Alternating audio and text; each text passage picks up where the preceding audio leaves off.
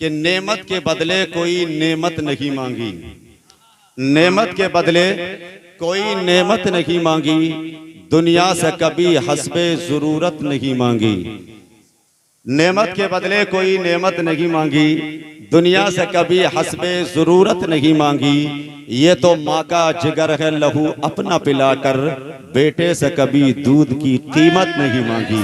ये तो माँ का जिगर है लहू अपना पिलाकर, बेटे से कभी दूध की कीमत नहीं मांगी। और इबादतों का करीना दिखा के ले आऊं, इबादतों का करीना दिखा के ले आऊं, वहां से खुल्द का जीना दिखा के ले आऊं। मेरे खुदा तू इतना नवाज दे मुझको, मैं अपनी माँ को मदीना दिखा के ले आऊं।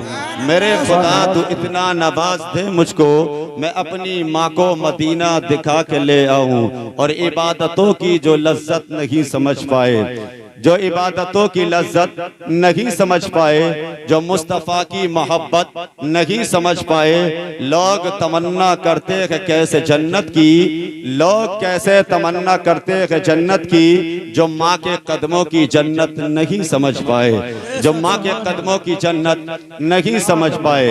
अभी शायर साहब ने तारीफ नबी की, तो शायर अगर नबी की तारीफ करे तो ये भी कमाल है, अगर कोई नकीब नबी की तारीफ करे तो ये भी कमाल है। आप जहन इधर रखे, बातें आपस में ना करें तो बेहतर रहेगा, है ना। अगर नकीब नबी की तारीफ करे तो ये भी कमाल होता है, अगर शायर नबी की तारीफ करे ये भी कमाल होता है, कोई खतीब नबी की तारीफ करे तो ये भी कमाल होता है, कोई इमाम नबी की तारीफ करे तो ये भी कमाल होता है, कोई मुदर्रिस नबी की तारीफ करे ये भी कमाल होता है, कोई हाफिज कुरान नबी की तारीफ करे तो ये भी कमाल होता है, कोई कारी कुरान नबी की तारीफ करे ये भी कमाल होता है। लेकिन अगर नबी किसी उम्मती की तारीफ करे तो ये इंतहाई कमाल होता है।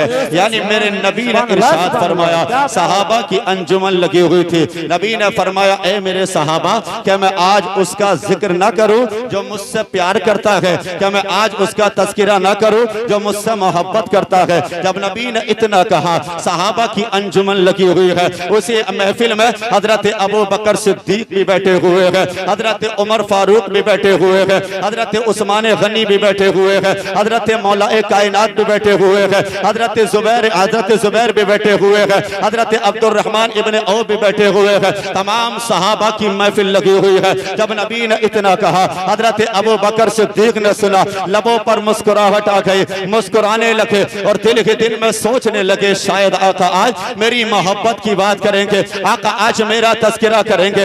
इसलिए कि दुनिया में सबसे ज्यादा मैं अपने नबी से प्यार करता हूँ, अपने नबी से मैं मोहब्बत करता हूँ। यहाँ तक कि नबी अगर खलबत में रहे तो मैं नबी के साथ रहा, नबी जलवत में रहे तब नबी के साथ रहा, नबी सफर में रहे तब भी मैं नबी के साथ रहा। यहाँ तक कि दुनिया के अंदर जब तक नबी इस दुनिया में हयात रहे, अबू बकर तब भी नबी के साथ रहे, और आज जमीन के अंदर रहे तब भी नबी के साथ में। नारे तकबीर, नारे रिसालत, नारे गौसियत, मसलके आला हजरत हज़रत अल्लामा मुफ्ती इरशाद नूरी साहिब किबला, नारे तकबीर, नारे रिसालत जिंदाबाद। समझ में तो आ रही है? जी जी जी। ऐसा तो ना सिर्फ शोर ही शराबा हो रहा हो, समझ में कुछ ना आ रहा हो,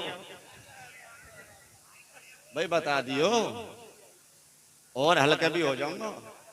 सही है अल्लाह, तो मोहब्बत से बोले सुभान अल्लाह। जब नबी ने फरमाया कि मैं आज उसका जिक्र ना करूं जो मुझसे प्यार करता है, अबू बकर सिद्दीक ने सुना, मुस्कुराहट आई, सोचने लगे शायद आका आज मेरा जिक्र करेंगे, इसलिए कि नबियों के बाद सबसे ज्यादा फजीलत का हामिल मुझे करार दिया गया है।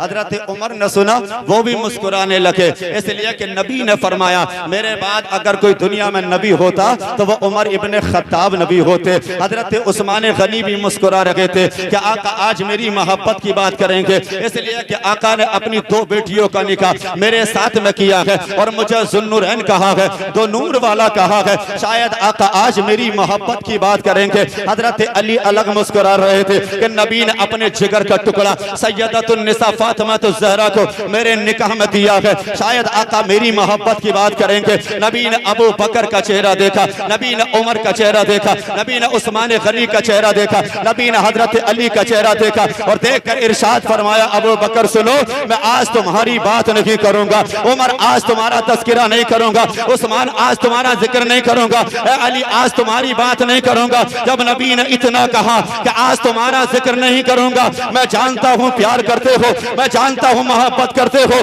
जब नबी ने इतना कहा तमाम सहाबा ने अर्ज किया, कौन है वो मुकद्दर का धनी जिसका जिक्र आप करेंगे, कौन है वो मुकद्दर का सिकंदर जिसका जिक्र आप करेंगे। मेरे नबी ने मुस्कुरा कर फरमाया, सुनो, आज दुनिया का दस्तूर ये है, दुनिया का ज़ाब्ता और कानून ये है, अगर इंसान दुनिया में प्यार करता है तो पहले उसका अखलाक देखता है, तब जाकर प्यार करता है, पहले खूबी देखता है, तब जाकर प्यार करता है, उसका हुस्न देखता है, तब जाकर प्यार करता है।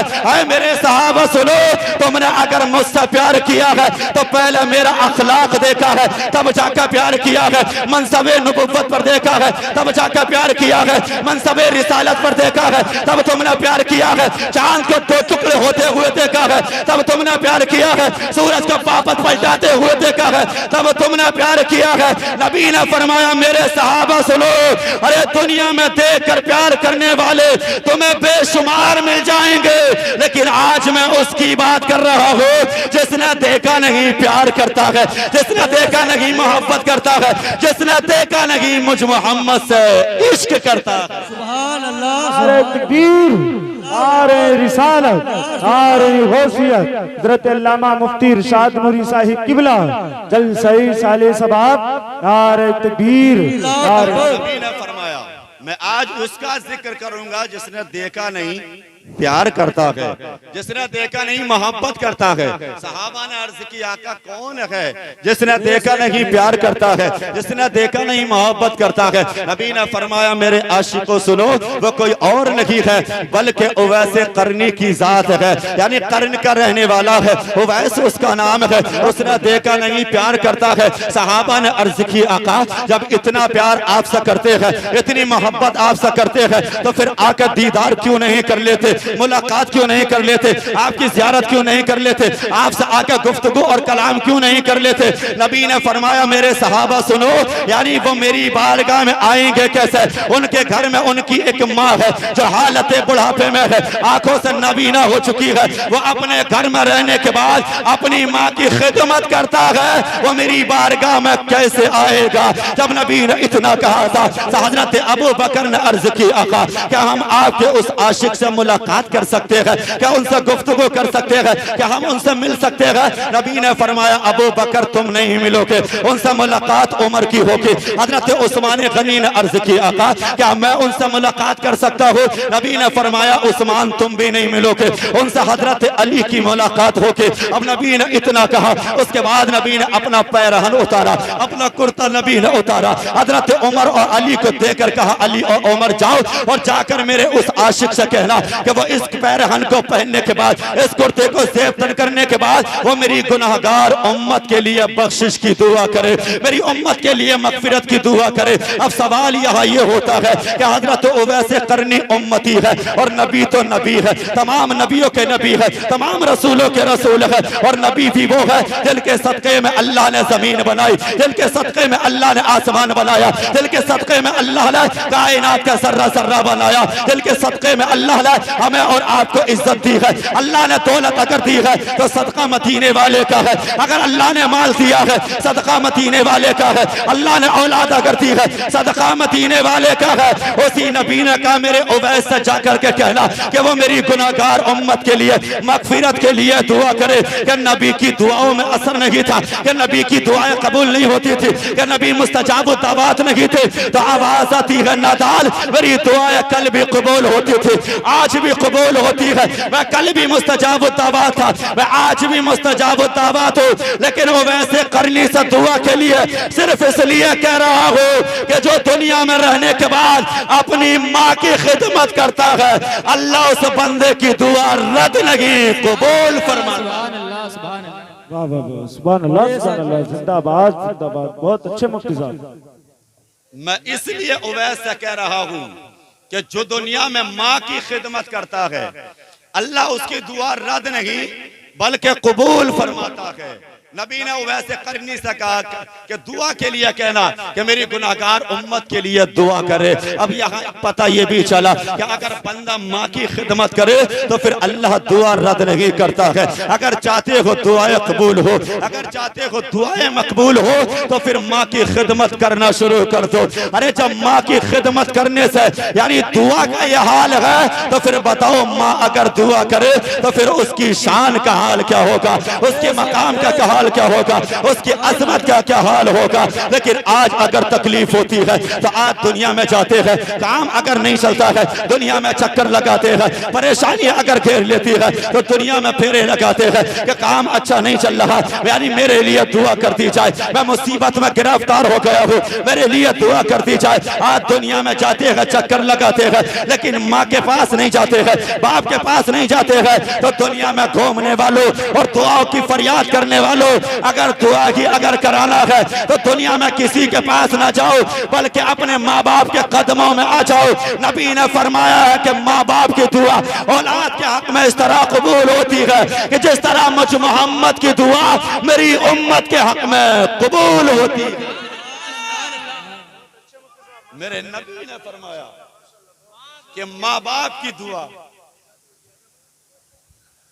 औलाद के हक में इस तरह कबूल होती है जिस तरह मुझ मोहम्मद की दुआ मेरी उम्मत के हक में कबूल होती है। तो माँ अगर दुआ करे तो अल्लाह रद्द नहीं फरमाता, और माँ अगर दुआ करे तो अल्लाह इज्जत भी देता है, माँ दुआ करे अल्लाह शान भी देता है, माँ अगर दुआ करे अल्लाह अजमत भी देता है, माँ अगर दुआ करे अल्लाह इल्म भी देता है, और माँ अगर दुआ करे तो अल्लाह दुनिया में विलायत भी अता फरमाता है। बेशक बेशक, माँ दुआ करे अल्लाह इल्म देता है। एक अल्लाह के वली है नाम जिनका मखदूम माहिमी है, मुंबई में जिनका मजार शरीफ है। बचपन का जमाना था, एक दिन माँ से कहा माँ मैं इल्म दीन सीखना चाहता हूँ, इल्म दीन हासिल करने जाना चाहता हूँ। माँ ने कहा बेटे अगर तुम इल्म दीन हासिल करने चले जाओगे तो फिर मेरा ख्याल यहाँ कौन रखेगा, मेरा ख्याल कौन रखेगा, मेरी देखभाल कौन करेगा। अब बचपन था मखदूम माहिमी का, बाप का साया पहले ही सर से उठ चुका था। मैं जब इतना माँ ने कहा बेटे अगर इल्म दीन सीखना चाहोगे तो फिर मेरा ख्याल कौन रखेगा। मखदूम माहिमी ने कहा माँ मैं इल्म के बगैर नहीं रह सकता हूँ, मैं इल्म के बगैर नहीं रह सकता। माँ ने पलट के कहा बेटे अगर तू इल्म के बगैर नहीं रह सकता है तो फिर बता मैं तेरे बगैर कैसे रह सकते हो। तो इल्म के बगैर नहीं रह सकता तो मैं तेरे बगैर नहीं रह सकती हूँ। जब माँ ने इतना कहा था अपनी माँ के आंचल से लिपट कर रोने लगे, रोकर कहा माँ अब नहीं जाऊंगा, अब तेरे ही पास रहूंगा, तेरी ही खिदमत करूंगा। अब रोते रहे, अब रोते रोते दरिया के किनारे चले गए। अब आंसू बहा रहे थे, टहल लगे थे। उसी असना में एक नूरानी चेहरे वाला सामने आता है जिसको दुनिया हजरत खिज्र के नाम से जानती है। हजरत खिज्र ने देख कर कहा बेटे बता तू रो क्यों रहा है, आंसू क्यों बहा रहा है, गमगीन क्यों हो रहा है। मखदूम माहिमी ने कहा मैं अपने मुकद्दर पर रो रहा हूँ, अपनी तकदीर पर रो रहा हूँ, अपने नसीबे पर रो रहा हूँ। जब इतना का मुकद्दर पर रो रहा हूँ हजरत खिज्र ने कहा बेटे बता तो सही तेरे रोने की वजह क्या है, तेरे रोने का सबब क्या है। बेटे हो सकता है बता मैं तेरे कुछ काम आ जाऊं। जब इतना कहा मखदूम माहिमी ने कहा सरकार मैं पढ़ना चाहता हूँ, माँ जाने की इजाजत नहीं देती है और मैं माँ का दिल तोड़ कर जाना नहीं चाहता हूँ,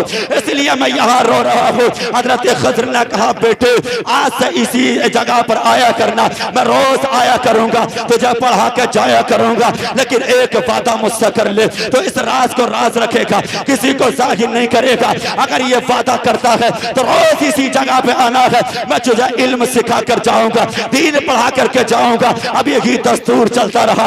हजरत खिज्र आते रहे, मखदूम माहिमी पढ़ते रहे। जब कई दिन गुजर गए, एक दिन माँ ने कहा बेटे कई दिन तक गैर हाजिर हो रहा है लेकिन बता के नहीं जाता कहाँ चला जाता है।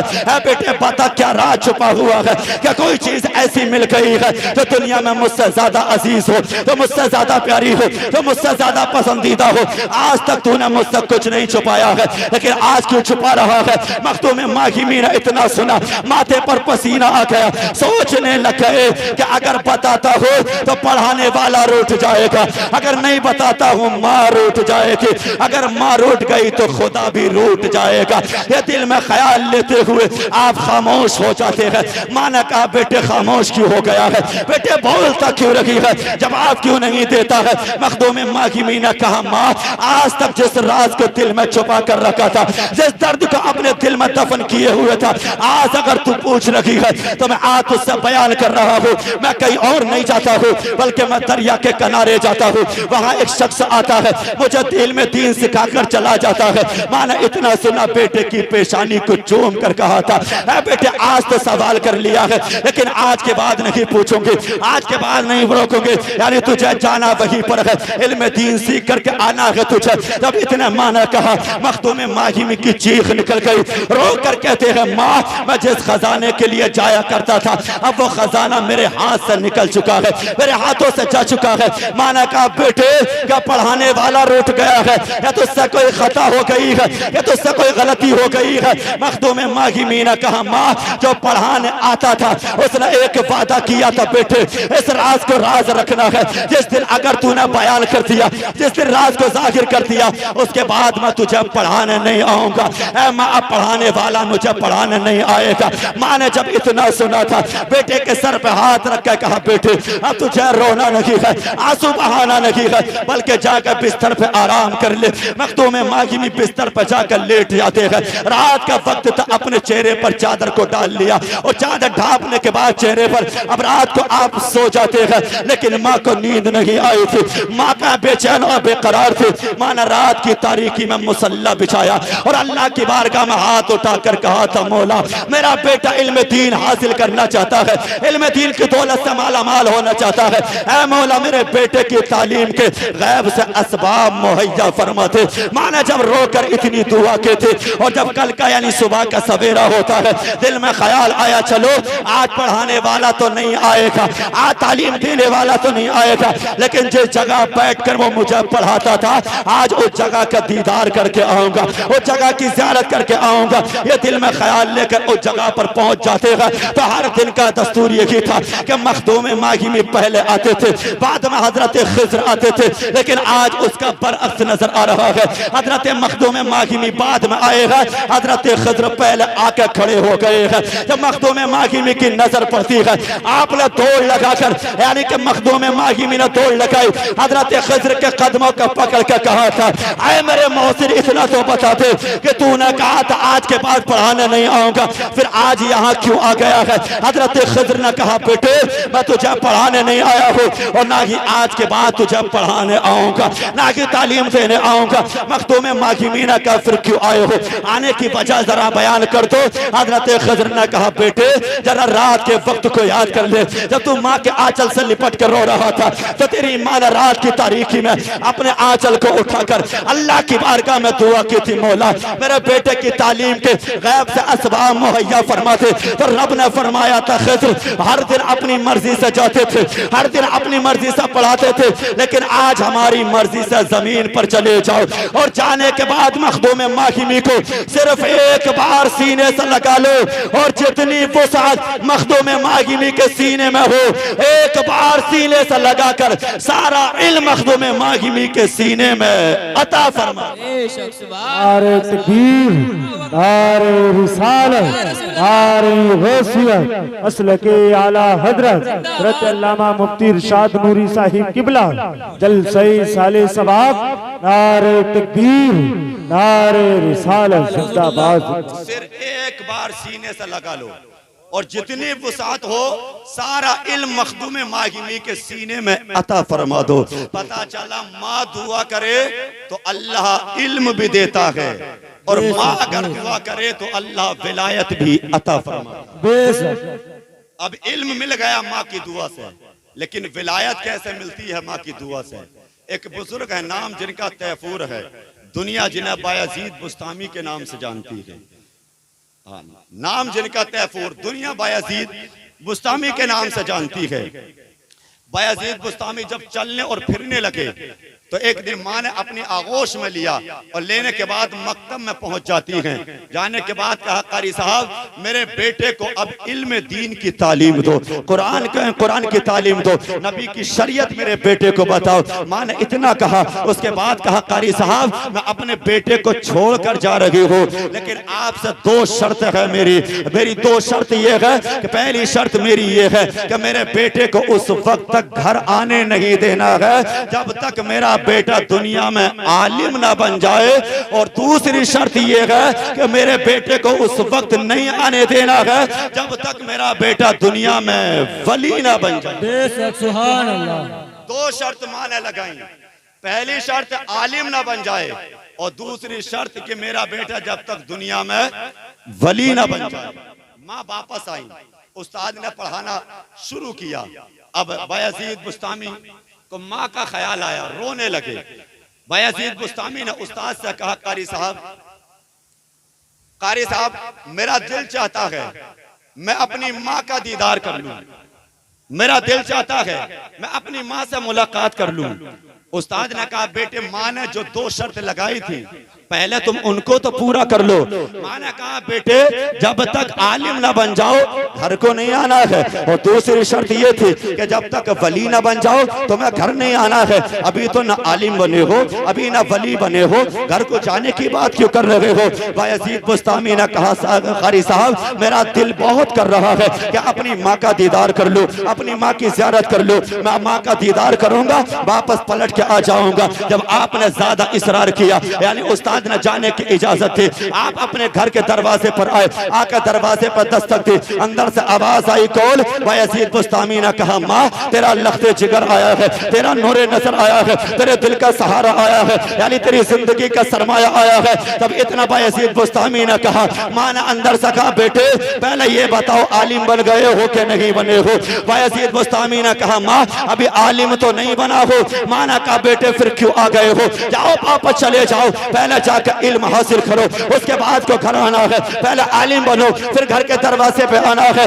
अब आए थे दिल में तमन्ना लेकर माँ का दीदार करूंगा, लेकिन माँ ने वापस लौटा दिया है। अब जा रहे हैं आंखों में आंसू है, खरामा जा रहे हैं। अब जाने के बाद वापस मदरसे में पहुंच जाते हैं। अब कुरान को पढ़ना शुरू किया, इल्म हदीस को पढ़ना शुरू किया। अब वक्त वो आ गया कि आप वक्त के मुआलिम बन गए, वक्त के मुहद्दिस बन गए, वक्त के मुफस्सिर बन गए, वक्त के आलिम दीन जब बने। उस्ताद ने कहा बेटे अब तुम आलिम तो बन गए हो, लेकिन वली बनना बाकी रह गया है, और वली बनना बंदे के इख्तियार में नहीं होता है। यानी वली वही बनता है जिसको अल्लाह बनाता है, वली वही होता है जिसको अल्लाह बनाता है। तब इतना बायजीद बुस्तामी ने सुनने के बाद इबादत में यानी मसरूफ हो गए, खुदा की बंदगी करने लगे।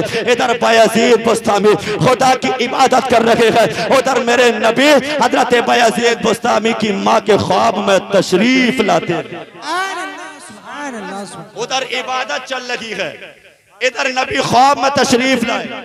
इरशाद फरमाया अपने बेटे को अब आने की इजाजत दे दो, हमने दुनिया में उसको आलिम भी बना दिया है और तुम्हारे बेटे को दुनिया में वली भी बना दिया।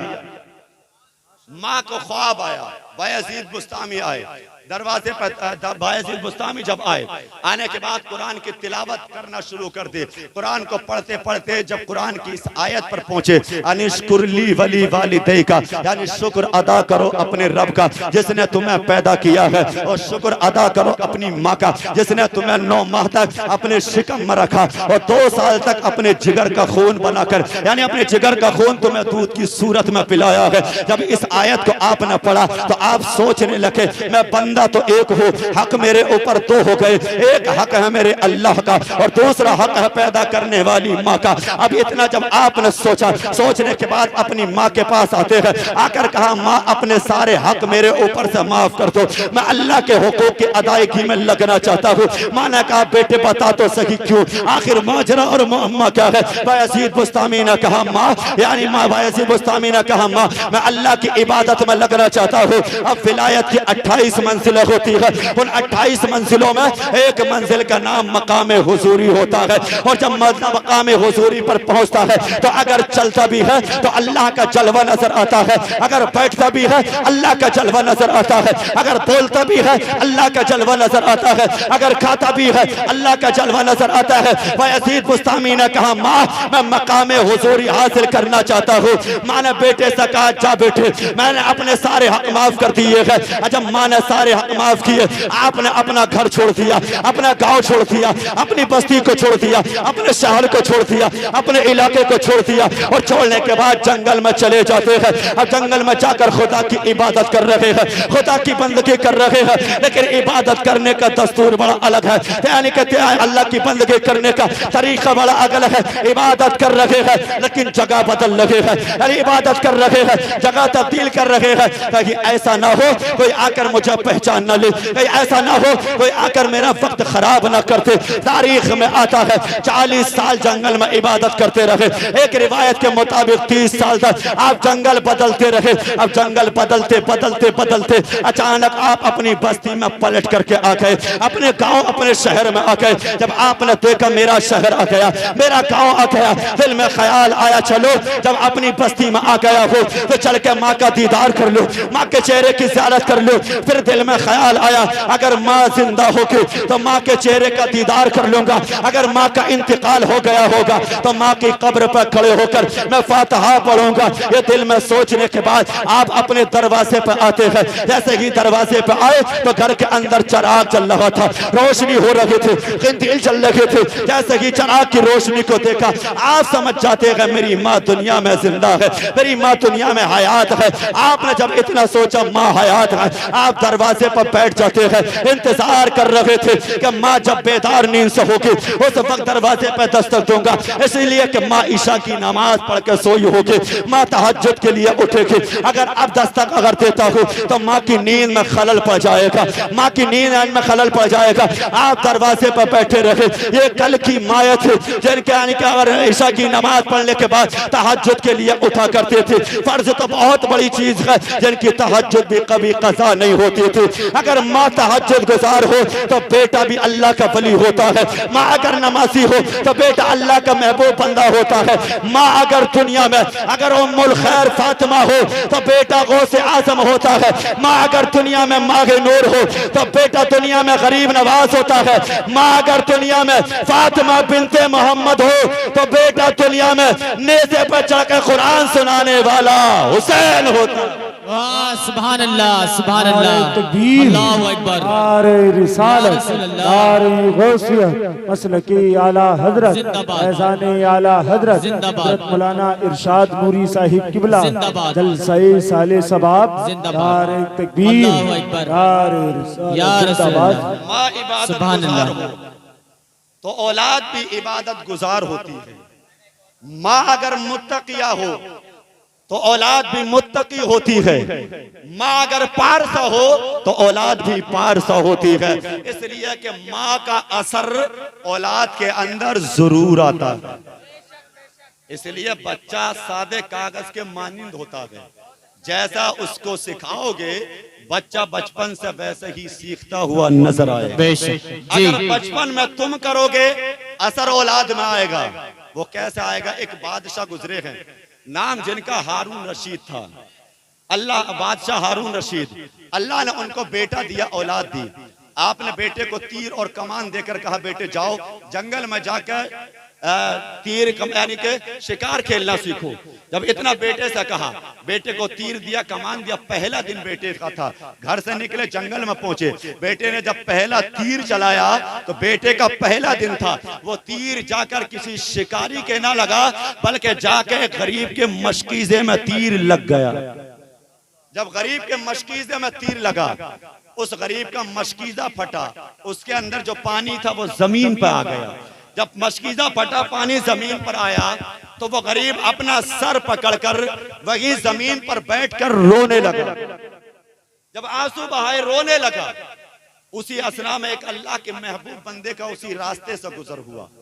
उस अल्लाह के महबूब बंदे ने पूछा, भाई बताओ रो क्यों रहे हो, आंसू क्यों बहा रहे हो, चेहरा इतना मायूस क्यों नजर आ रहा है। उस गरीब ने कहा, मैं अपनी तकदीर पर रो रहा हूँ, अपने मुकद्दर पर रो रहा हूँ, अपने नसीबे पर रो रहा हूँ। कहा बताओ तो सही क्यों रो रहे हो। तब उस गरीब ने कहा था, ये जो सामने बच्चा खड़ा हुआ है, मैं इसे नहीं जानता हूँ, इसके बाप को नहीं जानता हूँ, इसके खानदान को नहीं जानता हूँ, ये किस खानदान की औलाद है, किस बाप का बेटा है, मैं मुझे इल्म नहीं है, लेकिन इसी ने मेरे मशकीज़े में तीर मारा है और मेरा मशकीज़ा फट गया, पानी उसका जमीन पर आ गया है। मैं रो इसलिए रहा हूँ कि मैं इसी मशकीज़े में पानी भरकर बादशाह हारून रशीद की अदालत में आने वाले लोगों को पानी पिलाया करता था। उसके बदले में जो 1 आना 2 आना मिलते थे, मैं अपनी गरीब औलाद के लिए खाने का इंतजाम किया करता था। आज रो इसलिए रहा हूँ, जब शाम को घर वापस जाऊंगा तो मेरी औलाद मुझसे सवाल करेगी, क्या जवाब दूंगा, मैं अपनी औलाद के लिए खाने का इंतजाम कहां से करूंगा।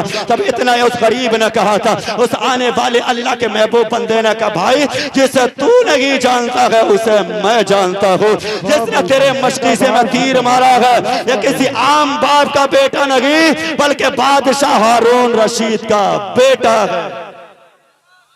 जब इतना का बादशाह हारून रशीद का बेटा, एक हाथ में उस आने वाले ने गरीब का हाथ पकड़ा और एक हाथ में बादशाह के बेटे का हाथ पकड़ा और लेकर पहुंच जाता है बादशाह हारून रशीद की अदालत में। बादशाह ने अपने बेटे को गिरफ्त में देखा तो अपनी जगह से उठ के खड़े हो गए। कहा, मेरे बेटे ने बताओ क्या जुर्म और क्या खता की है जो आज मेरे बेटे को इस हाल में मेरे दरबार में लेकर आए हो। उसे ले जाने वाले अल्लाह के महबूब बंदे ने कहा, ये गरीब आपकी अदालत में आने वाले लोगों को यानी कि पानी पिलाया करता था, उसके बदले में जो 1 आना 2 आना मिलता था उससे अपनी गरीब औलाद के खाने का इंतजाम करता था। लेकिन आज तुम्हारे बेटे ने तीर मारा है, इसका मशकीज़ा फटा है, पानी जमीन पर यानी कि आ गया है, ये बैठा हुआ रो रहा था। मैं आपके दरबार में इसलिए करके आया हूं कि आपके बेटे ने जो किया है अब फैसला आपको करना है, सही किया है गलत किया है। जब इतना बादशाह हारून रशीद ने सुना था, अपने घर के अंदर के जो खाना बना हुआ था अपने घर से लेकर के आए, मशकीज़े की जो कीमत थी आपने उस गरीब को देकर कहा, भाई लो अपने शाम अपने बच्चों को जाकर शाम को ये खाना खिलाना है, ये मैं आपको पैसा का रकम दे रहा हूँ, इससे बाजार से मशकीज़ा खरीदना है। अब गरीब को मशकीज़े की कीमत मिली और खाए बदले में शाम का खाना मिला। वो जैसे कि आने लगा, बादशाह ने कहा, ठहर जाओ, अभी रुक जाओ। जब जितना कहा रुक जाओ, वो आने वाला गरीब रुक गया। जैसे कि वो रुका है, बादशाह ने कहा, जा तो रहे हो, जाते जाते मेरे बेटे के सर पर एक बार हाथ रख के ये कह दो कि बादशाह मैंने तुम्हारे बेटे को दुनिया में माफ कर दिया है। एक बार कह दो कि मैंने तुम्हारे बेटे को दुनिया में माफ कर दिया है। उस गरीब ने सर पे हाथ रखा, कहा कि जाओ बादशाह मैंने तुम्हारे बेटे को माफ कर दिया है। अब जब उस गरीब ने माफ कर दिया तब ईमानदारी से बताओ बात खत्म हुई कि बात खत्म नहीं हुई? खत्म हो गई। आपके नजदीक बात खत्म, मेरे नजदीक खत्म, इन उलमा के नजदीक बात खत्म, लेकिन बादशाह हारून रशीद के नजदीक बात खत्म नहीं हुई थी। बादशाह रशीद ने कहा, जाने से पहले थोड़ा और रुक जाओ। अपने बच्चे का हाथ पकड़ा, घर के अंदर पहुंचे। जाने के बाद जैसे घर में दाखिल हुए उस वक्त आपकी बीवी हजरत जुबैदा खाना खा रही थी। आपने गरजती हुई आवाज में कहा, जुबैदा जितना खाना है खा ले, जितना पीना है पी ले, हो सकता है तेरी जिंदगी का आखिरी खाना हो, यानी जितना पीना है पी ले, हो सकता है तेरी जिंदगी का आखिरी पानी हो। जब इतना हजरत जुबैदा ने सुना, सुनने के बाद कहा, मेरे शोहर बताओ मैंने कौन सी खता कर दी है, कौन सा गुनाह कर दिया है, कौन सा जुर्म मैंने कर दिया है जो आज इतनी गरजती हुई आवाज में कह रहे हो। बादशाह हारून रशीद ने कहा, जुबैदा मैंने अपनी जिंदगी का सर्वे कर लिया है, अपनी जिंदगी का मुहासिबा कर लिया है, अपनी जिंदगी के बारे में गौर व फिक्र कर लिया है। मैंने दुनिया में जिंदगी में कोई अमल ऐसा नहीं किया है जिसकी वजह से ये हरकत मेरे बेटे में आई हो, लेकिन पता नहीं तेरे तूने कौन सा ऐसा जुर्म दुनिया में किया है जो आज इतना बड़ा काम तेरे बेटे ने किया है। कहा बताओ क्या काम किया है? कहा तेरे बेटे ने तीर मार कर एक गरीब के मशकीज़े को फाड़ दिया है। इतना हजरत जुबैदा ने सुना। सुनने के बाद कहा मेरे शोहर मुझे थोड़ा यानी वक्त दे दिया जाए, थोड़ी मोहलत को मुझे दे दिया जाए। बादशाह ने कहा जाओ इजाजत दे रहा हूँ, तो मैं मोहलत दे रहा हूँ। हजरत जुबैदा को वक्त मिला, मोहलत मिली। आपने वुजू किया, 2 रकात नमाज नफिल अदा किए। अपने आंचल को उठाकर कहा था मौला तो मुझे नमाज की बरकत से, सजदों की बरकत से ऐसा ज़हन अता करते कि जो मैंने जिंदगी में किया है वो सारे का सारा मुझे याद आ जाए। जब आंचल उठा के दुआ की थी, अल्लाह ने सजदों की बरकत से हजरत जुबैदा को वो दिमाग अता कर दिया कि जो जिंदगी में किया था वो सारे का सारा याद आ गया। जैसे ही याद आया अपने शोहर के पास आ गई, कहा बादशाह सुनो, जिंदगी में एक गुनाह हुआ है, एक खता हुई है, एक लफ्ज़ हुई है। कहा बताओ क्या हुई है। हजरत जुबैदा ने कहा बादशाह वो गुनाह आज का नहीं है, वो खता आज की नहीं है, बल्कि उस वक्त की है जब ये बेटा दुनिया में नहीं आया था, मेरे शिकम में था, मैं घर में बैठी हुई आपकी टोपी को सिल लगी थी। उसी असना में एक पड़ोसन आती है, उसके हाथ में अंगूर की थैली थी। उसने कहा जुबैदा मैं जा रही हूँ काम से, लेकिन अंगूर की थैली को अमानत के तौर पर रख लो। अब वो रख कर अमानत के तौर पर चली गई। उस वक्त में ये बेटा मेरे पेट में था, मेरा दिल चाहा मैं अंगूर को निकाल करके खा लूं, लेकिन मैंने अंगूर निकाल कर खाया तो नहीं था, लेकिन मेरे हाथ में जो लोहे की सुई थी मैंने उस अंगूर के दाने में चुबो दिया था। मैंने उससे इजाजत नहीं ली थी, आने के बाद मैंने उससे माफी नहीं मांगी थी। बादशाह ने इतना सुना, जलाल में उठ कर खड़े हो गए और कहा जुबैदा मैं यही तो सोच रहा था, आज इतना बड़ा काम मेरे बेटे ने कैसे कर दिया है। बादशाह ने कहा जुबैदा सुन, अरे कल तूने बगैर इजाजत के उसके अंगूर में सुई डाले थे, आज तेरे बेटे ने गरीब के मशकीज़े में तीर डाला। नारे तकबीर, नारे रिसालत, नारे गौसियत, मसलके आला हजरत मौलाना इरशाद नूरी साहिब किबला जिंदाबाद।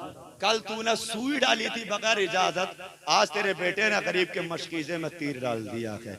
तो माँ अगर अच्छी हो तो औलाद अच्छी होती है, और माँ बाप अगर करें तो असर औलाद में आ जाता है।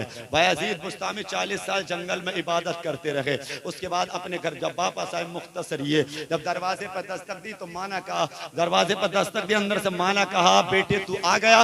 बायजीद बुस्तामी ने कहा माँ आ गया हूँ। कहा बेटे 40 साल बाद आया है, क्या माँ का ख्याल नहीं आया, माँ की याद नहीं आई? बायजीद बुस्तामी ने कहा माँ तेरी याद तो बहुत आई थी, लेकिन जिस मंजिल पर पहुंचना चाहता था मैं उसी की लगन में लगा हुआ था। माँ ने कहा बेटे पहुंच गया उस मंजिल पर? कहा माँ वो मंजिल तो मुझे नहीं मिल सकी है, उस मकाम को नहीं पहुंच सका हूँ।